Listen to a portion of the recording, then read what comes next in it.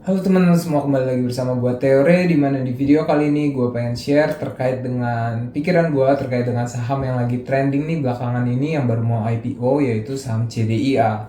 Oke, so tanpa berlama-lama lagi, let's get to the video. Alright, jadi strukturnya ya di video kali ini gue bakal bahas business overview terlebih dahulu, kemudian kita masuk ke IPO detailsnya, kita lihat struktur kepemilikannya, kita lihat valuasinya, terus kita coba mengerti kenapa sih sebenarnya saham ini rame, yang mana mungkin teman-teman udah tahu sendiri lah jawabannya begitu.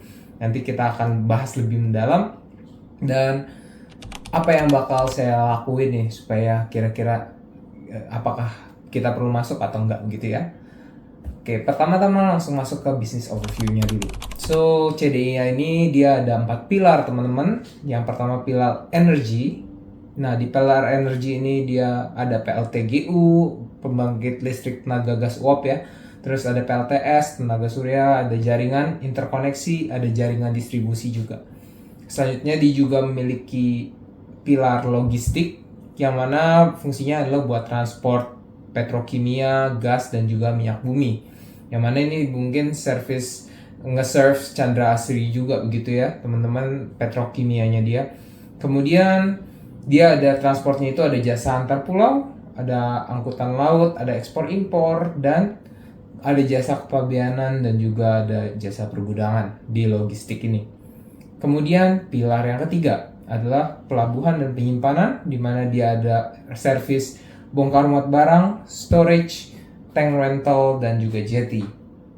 Dan yang terakhir adalah pilar air, yang mana perusahaan ini mengolah air bersih gitu ya di kota Cilegon untuk industri-industri, untuk kawasan industri, dan juga dia mau melakukan pengembangan di luar kota Cilegon juga gitu, yang tertera di prospektusnya seperti itu.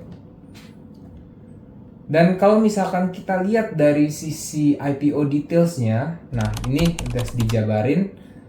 Jadi harganya itu ada di sekitar 170 sampai 190 ya teman-teman, harga penawarannya. Kemudian sahamnya yang ditawarkan adalah sekitar 125 juta lot. Jadi kalau kita hitung dana dihimpunnya adalah sekitar 2 sampai 2,4 T, karena masyarakat porsinya buat masyarakat itu sekitar 10%, kita bisa hitung valuasinya itu sekitar 20 sampai 24 T.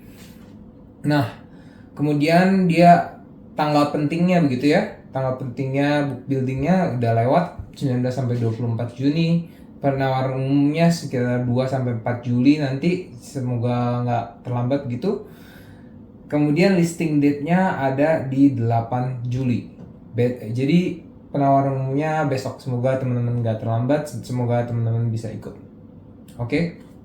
Kalau misalkan teman-teman tertarik gitu ya. Nah, dari sisi struktur kepemilikan, nah saham ini kan sebenarnya menariknya kenapa sih? Orang-orang bilang menarik kan karena dia adalah punyanya Pak Prajogo Pangestu gitu ya.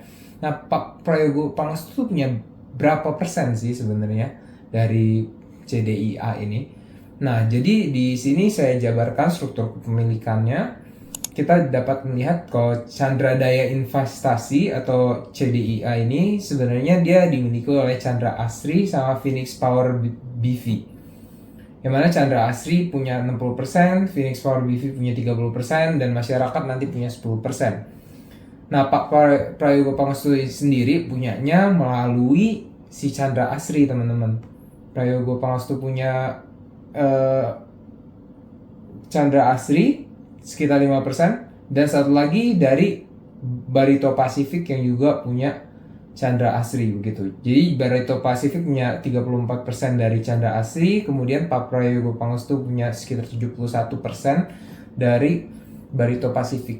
Jadi kalau misalkan kita hitung-hitung nih, setelah kita hitung-hitung persentasenya gitu, jadinya PP itu sekitar punya 18% lah dari CDIA ini. Dan 10%-nya nanti buat masyarakat. Oke, kita lanjut. Kalau kita lihat dari sisi valuasi, nah di sini kan kita bisa lihat balance sheet-nya, kita bisa lihat income statement-nya ya di tahun 2023-2024. Kalau misalkan dengan konversi 1 USD sama dengan 16.000 rupiah, maka kita dapatkan PBV-nya atau price to book value-nya di sekitar 1,6 sampai 2 kali. price to sales-nya sekitar 12 sampai 14, PE-nya sekitar 38 sampai 45, dan PE yang 2 bintang ini sekitar 463 sampai 555. Kenapa PE-nya ada 2, teman-teman? Nah, PE-nya ini sebenarnya PE yang bintang 2 ini saya buatkan supaya saya keluarkan dari aset pendapatan selain pendapatan operasionalnya ya. Jadi pendapatan keuangannya sama pendapatan dari aset keuangan, yang mana itu di tahun 2023 tuh nggak ada. Kemudian di tahun 2024 baru muncul seperti itu. Jadi itu coba saya keluarkan untuk mengetahui figurnya seperti apa kalau misalkan pendapatan dari aset keuangan ini kita take out seperti itu ya. Dan kalau kita ngelihat sekilas begini kan ya ini menurut saya ya cukup mahal gitu. Mungkin BV-nya masih oke lah, tapi price to sales, price to earning masih mahal lah teman-teman gitu ya. Kalau misalkan dari rasio-rasio sederhana. Tapi kan ingat ya, kenapa saham ini rame dan saham ini menurut orang-orang menarik begitu ya. Nah, jadi ceritanya kenapa saham ini menarik adalah karena emiten ini merupakan emitennya si Pak PP atau Prayogo Pangestu. Jadi kenapa sih menarik? So di figur kali ini gue share dimana gue udah jabarin terkait dengan beberapa historis dari IPO emitennya Pak PP beberapa tahun ke belakang, yang mana itu ada Brand dan Cuan. Kemudian ada saham-saham Pak PP yang lain, yaitu BRPT, TPIA, dan juga PTRO. Nah, dapat kita lihat sendiri ya teman-teman.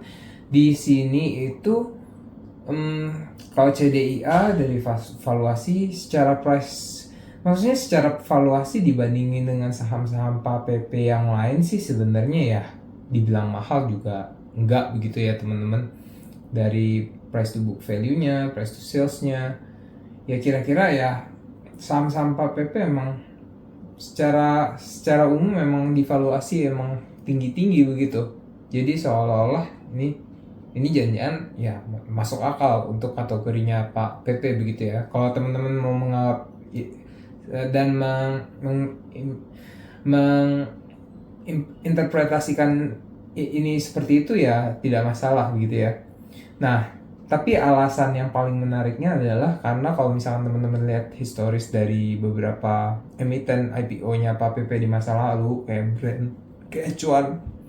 Nah, itu kalau Brand katakanlah dia IPO-nya price-nya di 780. Kemudian dia pernah naik sampai 11.775. Itu berapa kali lipat teman-teman hitung sendiri lah ya.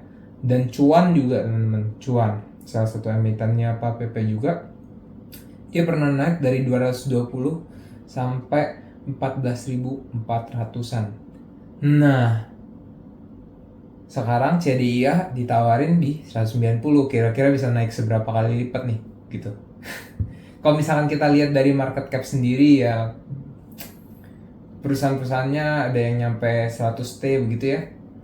Ya mungkin setinggi-tingginya mungkin market capnya bisa kali 5. Tapi apakah valuasinya masuk akal? Ya teman-teman bisa simpulkan sendiri lah. Ini harapannya adalah kita memanfaatkan hype dari emitennya Pak Prayogo Pangestu, karena secara historical naik-naik semua. Dan kita bisa lihat juga nih kalau misalkan teman-teman lihat historisnya, Brand, Cuan, BRPT, TPIA, PTRO semuanya naik semua gitu ya.